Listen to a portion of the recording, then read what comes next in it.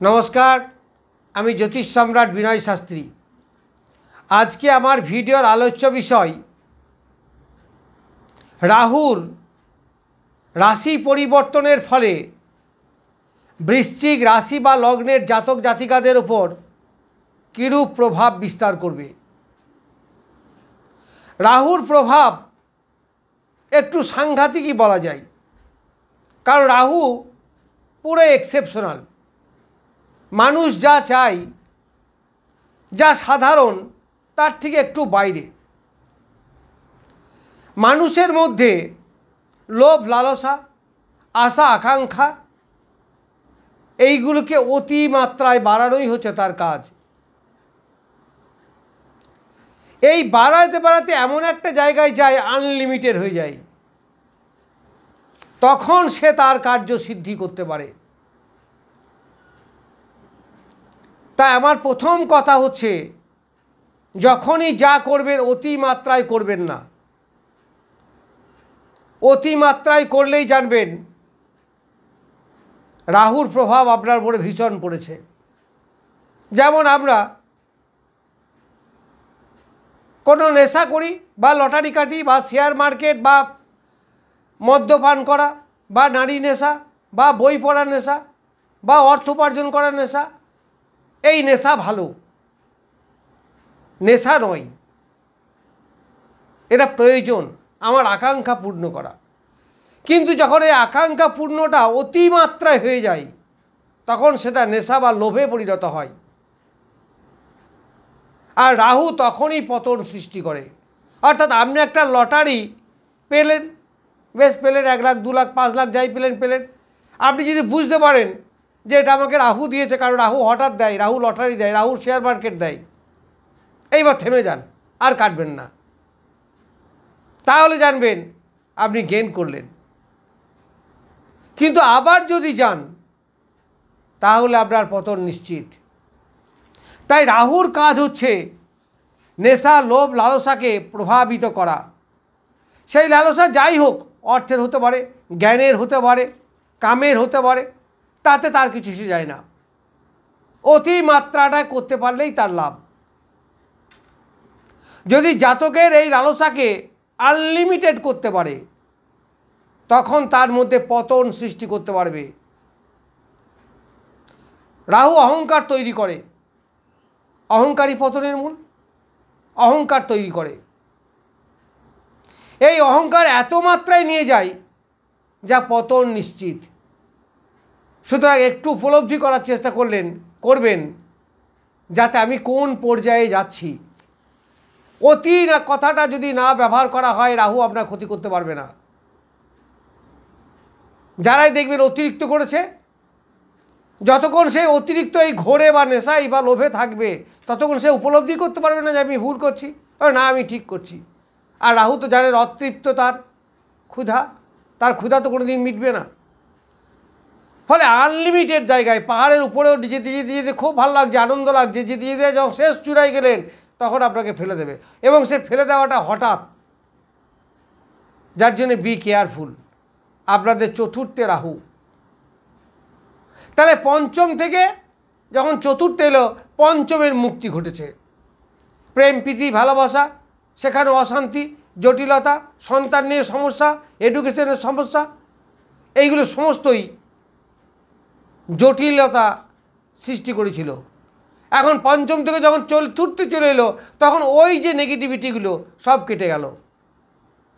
অর্থাৎ পঞ্চম ঘরের শুভত্ব তারা পাবে, আবার জটিলতা শুরু করবে এই চতুর্থে। তাহলে রাহু যেখানেই যাবে, যেখানেই দৃষ্টি দেবে, সেখানেই জটিলতা সৃষ্টি করবে, সেখানেই নেগেটিভিটি তৈরি করবে, সেখানেই অহংকার তৈরি করবে, সেখানেই লোভ লালসা নেশা তৈরি করবে। এই হচ্ছে রাহুর কাজ। এর নোংরামি শেষ পর্যায়ে যাবে, গলা ধাক্কা খাবে, তাতেও তো তার লজ্জা নেই। এই নিজ বৃত্তির কাজ করতে খুব ভালোবাসে, নিজ শ্রেণীর দাস, যাকে গ্রুপ ডির পরিবর্তে গ্রুপ ই এফ বলা যেতে পারে। এই হচ্ছে রাহুর কাজ। যাই হোক, আমাদের কাজের কথায় আসি। তাহলে রাহু চতুর্থ এসে কী করবে? জটলা পাকাবে কার উপরে? মায়ের উপরে।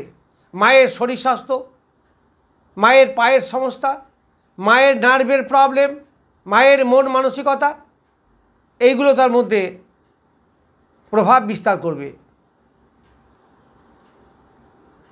আবার যারা স্টুডেন্ট তাদের পড়াশোনায় অ্যাটেনশন নষ্ট করবে,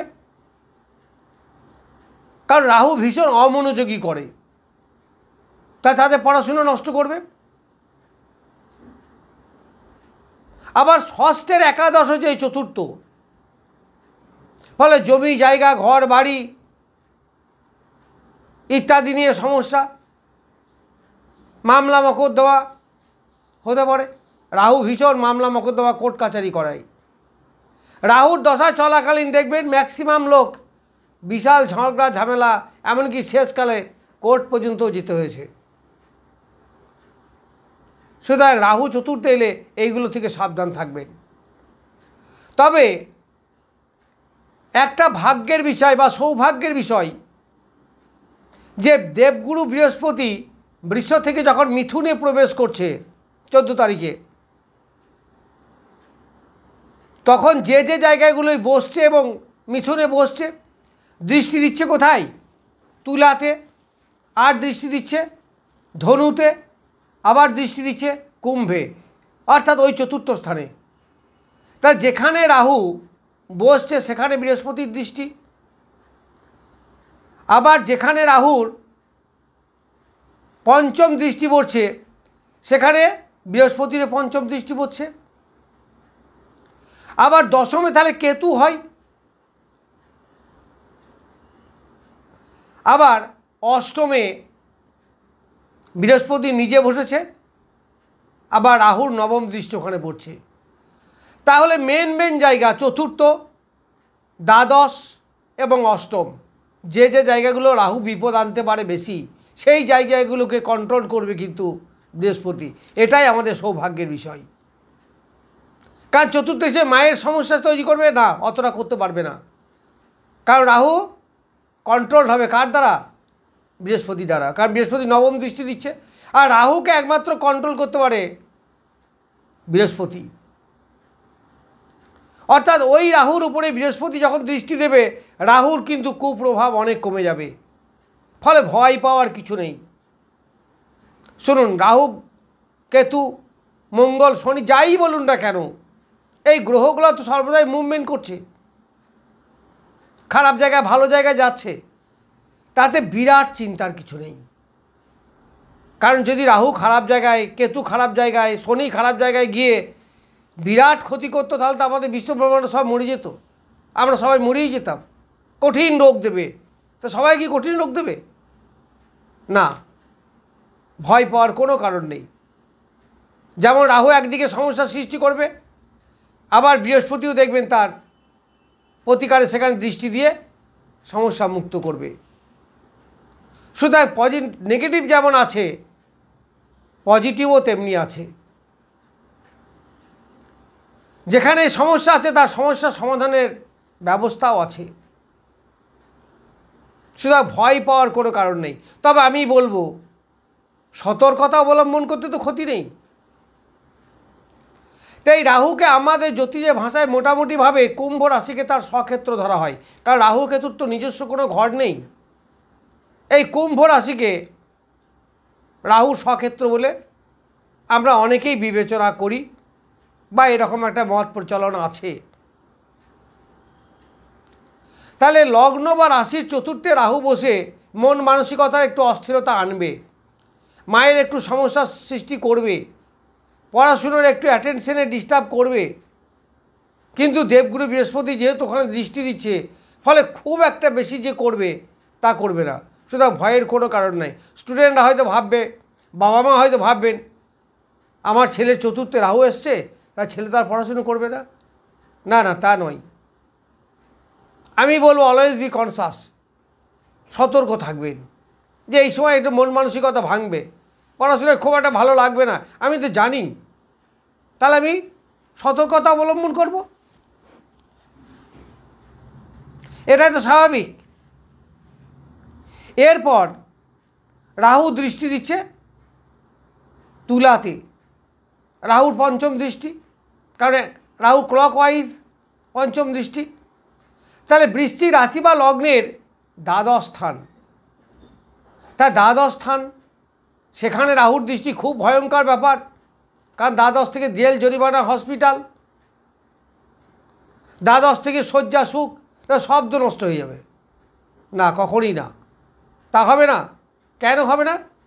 না, ওই যে বৃহস্পতির কথা বললাম, বৃহস্পতি অষ্টম থেকে পঞ্চম দৃষ্টি দিচ্ছে ওখানে, তাহলে রাহুর দৃষ্টিতে যখনই পড়লো, বৃহস্পতির দৃষ্টি কী করবে? তাকে নিষ্ক্রিয় করবে।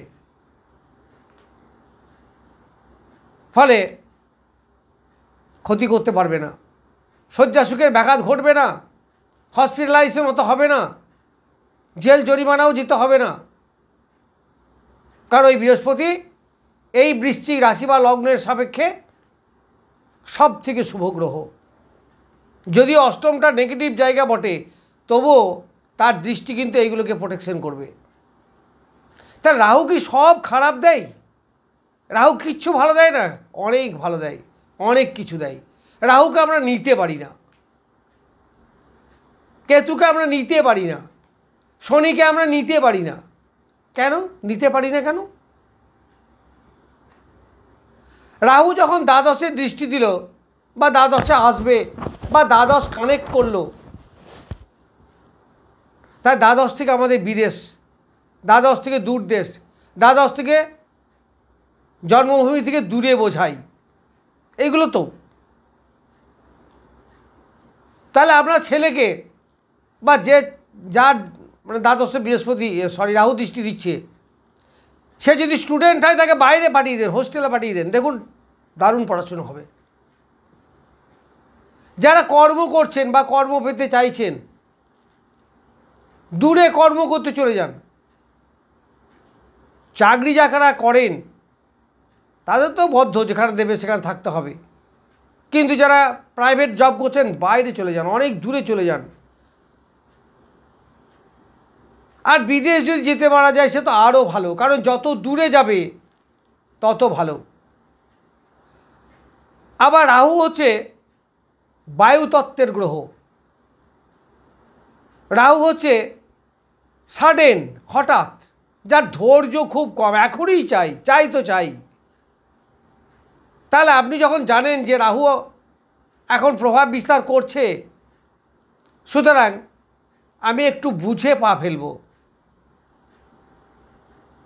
ওই রকমভাবে সাডেন, এখনই চাই, এখনই করতে হবে, তাড়াহুড়ো করতে হবে, অস্থির চিত্ত, এইগুলো দেয় রাহু।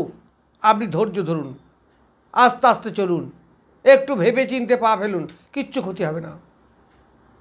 আবার যা দেবে সেগুলোকে নেন,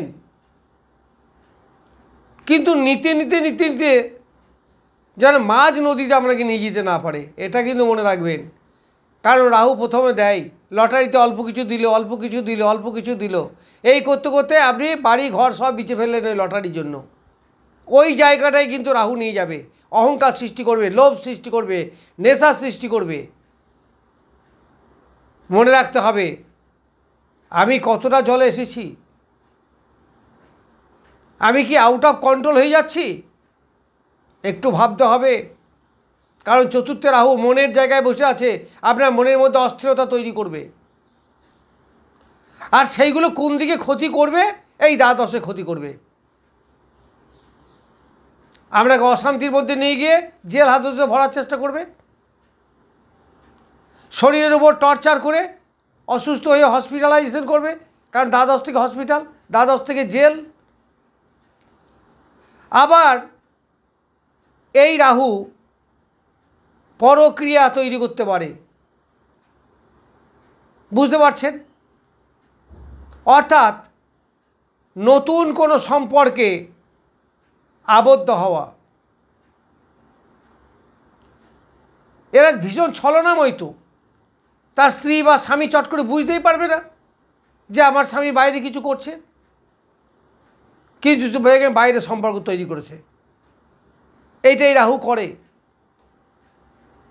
কারণ অশান্তি সৃষ্টি করা তো তার কাজ, ঝামেলা ঝঞ্ঝাট তৈরি করা কাজ, লোভ লালসা, অপোজিট সেক্সকে দেখলেই তার লোভ চরমে ওঠে।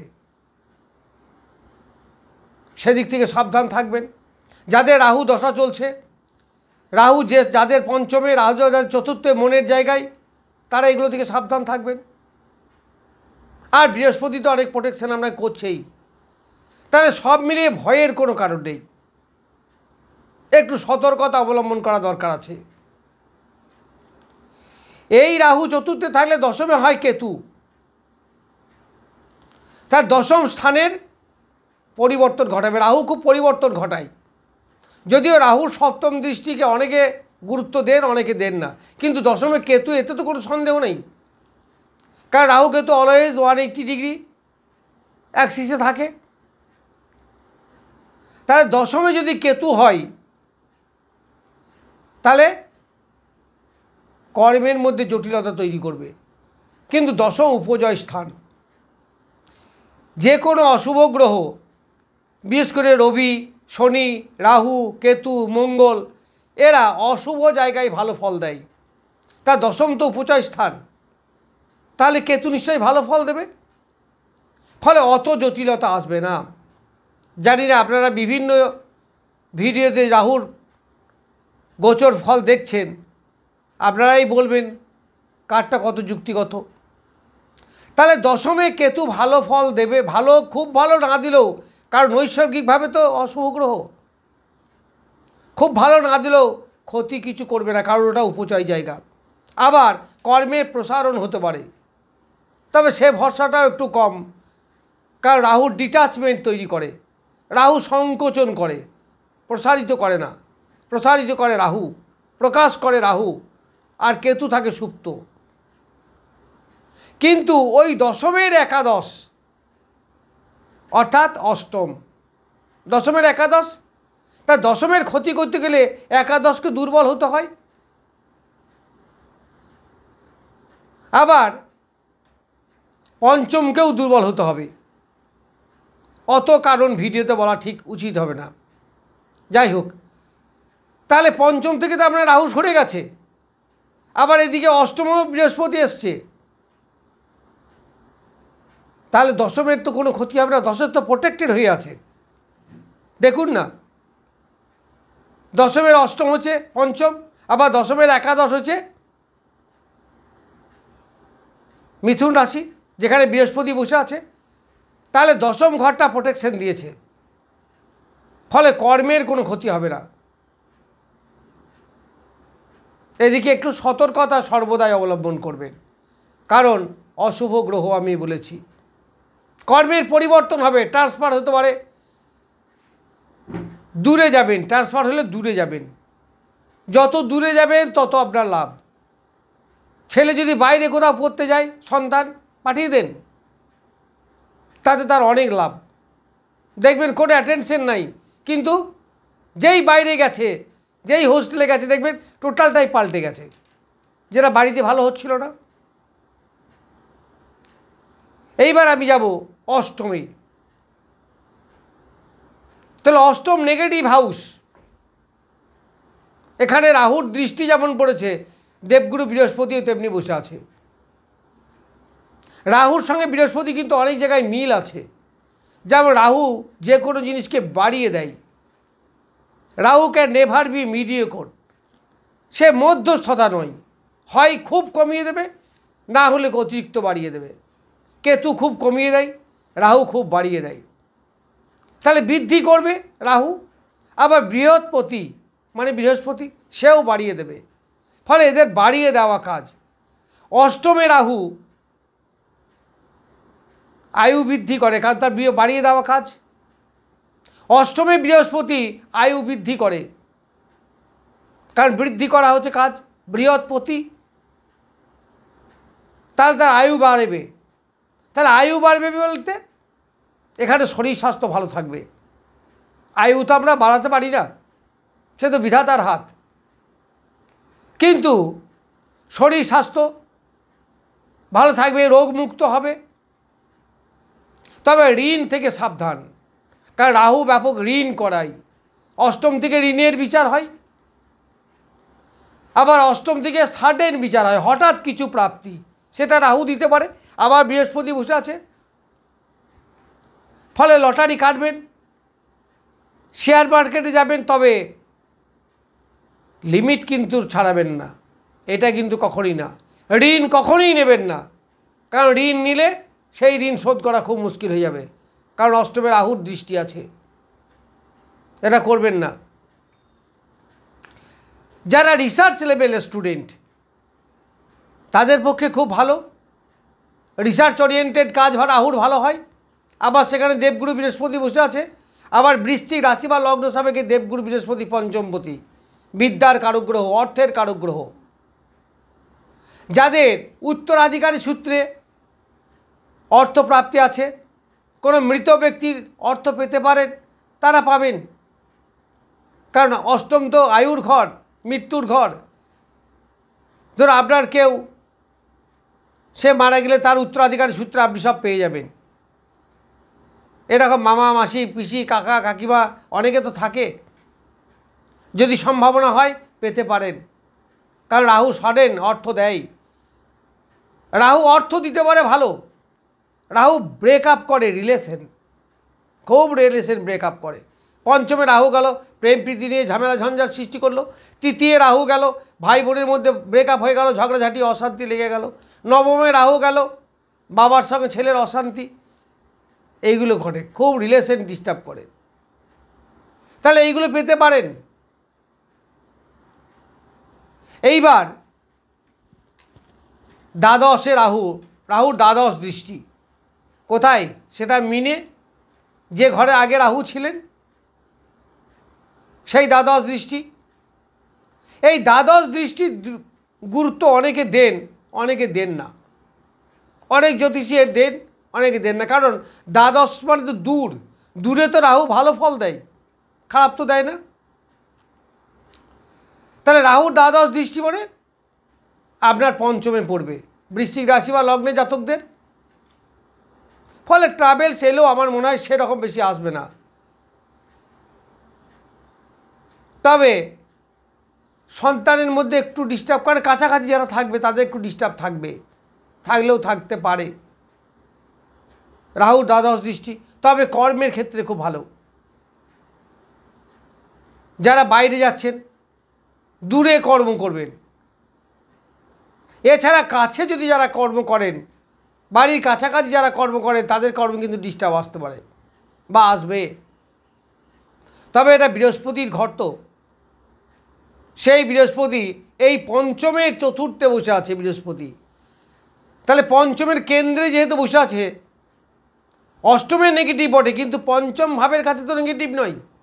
পঞ্চমের কেন্দ্রে বৃহস্পতি, দেখুন না, গুনুন, পঞ্চম ষষ্ঠ সপ্তম অষ্টম, তাহলে চতুর্থে বসে আছে। তাহলে কেন্দ্রে যে গ্রহ বসে থাকে সে বল দান করে। কাকে বল দান করবে?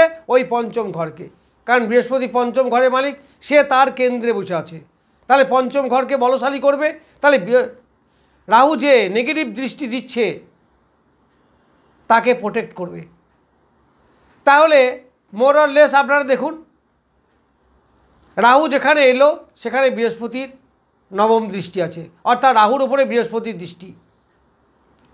নাম্বার 2, দ্বাদশে তুলাতে যখন রাহু পঞ্চম দৃষ্টি দিচ্ছে, সঙ্গে সঙ্গে বৃহস্পতির দেখবেন পঞ্চম দৃষ্টি দিচ্ছে ওই একই জায়গায়। ফলে রাহু যেটা ক্ষতি করতে, বৃহস্পতি সেটাকে রুখে দিল বা কন্ট্রোল করে দিল। এরপর দশমের একাদশে বসে আছে বৃহস্পতি, যেখানে ওই রাহু নবম দৃষ্টি দিয়েছে, তাহলে ওটাও রক্ষা হয়ে গেল। তাছাড়া একাদশ স্থান তো ভালো, দশমের একাদশ। এরপর দ্বাদশ দৃষ্টি দিচ্ছে মিনে, যে ঘরের অধিপতি বৃহস্পতি দেব নিজে, এবং বৃহস্পতি এখন বসছে এই 14 তারিখের পর থেকে ওই মিথুনে, তার মানে মিনের চতুর্থ ঘর, অর্থাৎ মিনের কেন্দ্রে, অর্থাৎ সন্তানের কেন্দ্রে বসে আছে। ফলে সন্তানের কোনো ক্ষতি হবে না, কারণ বাবা যদি ছেলের কাছেই থাকে তাহলে নিশ্চয়ই ছেলের ক্ষতি হতে দেবে না। তাই বৃহস্পতি ওটাকেও রক্ষা করবে। তাহলে দেখুন, মোর অর লেস বৃহস্পতি কিন্তু রাহুকে প্রায় কন্ট্রোল করে ফেলেছে। দেখুন না, লজিক তো তাই বলছে। আপনারা একটু ভাবুন না, দেখুন না ছকটা। তাহলে ভয়ের কোনো কারণ নেই। ভয় করবেন কেন?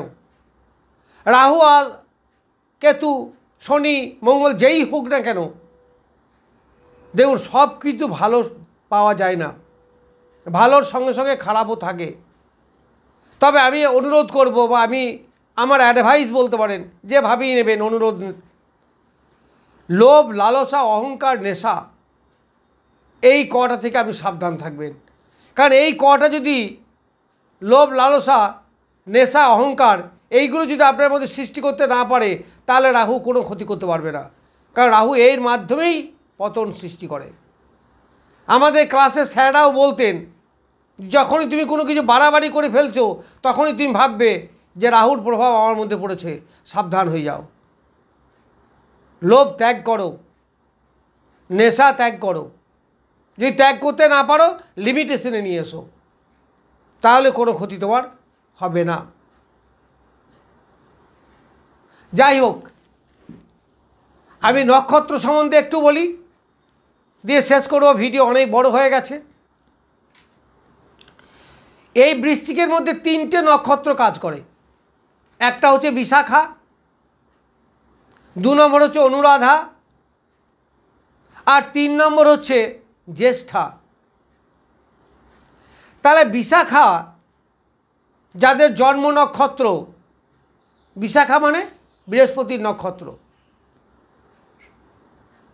তাহলে রাহু এখন আছে পূর্ব ভাদ্রপদ নক্ষত্র, তার মানে জন্ম নক্ষত্রেই।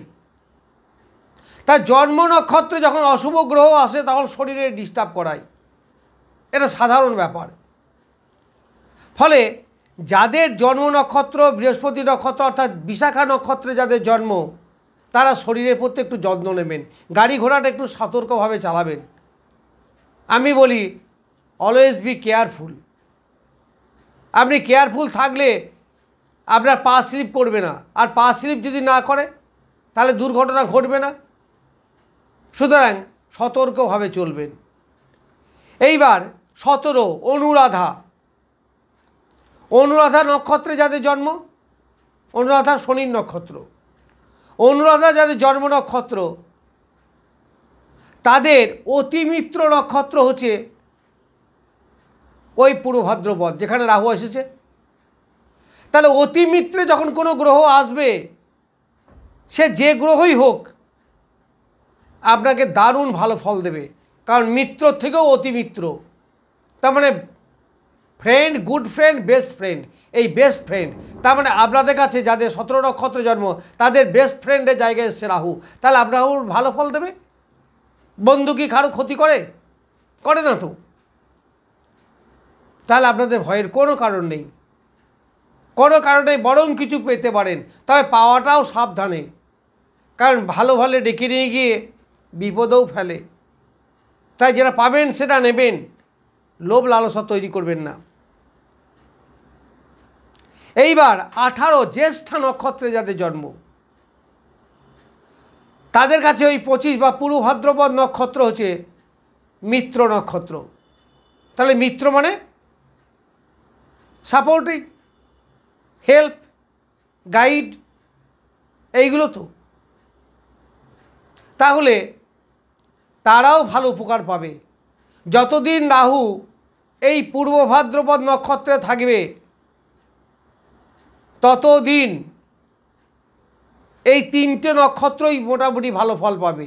তবে বিশাখার অতটা ভালো নয়, কারণ জন্ম নক্ষত্র শুভ, কিন্তু জন্ম নক্ষত্র মানে শরীর, তো